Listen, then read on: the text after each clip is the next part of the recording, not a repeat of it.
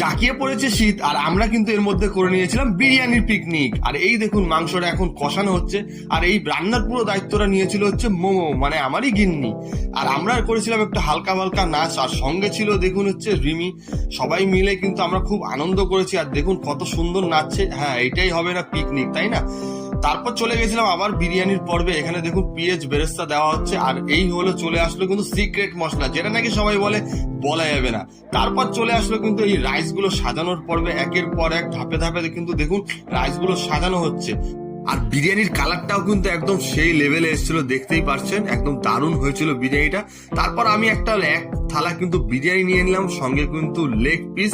আর দেখুন একদম সফট আর ভালোভাবে কিন্তু মশলাপাতি সবই গেছিল চিকেনের মধ্যে। আর সত্যি কথা, এই শীতে গরম গরম বিরিয়ানি খেতে কিন্তু দারুণ লাগছিল। চলো আমি একটু বিরিয়ানি খাই, আর ফিরছি নতুন সুন্দর সুন্দর ভিডিও নিয়ে। Tata, bye bye.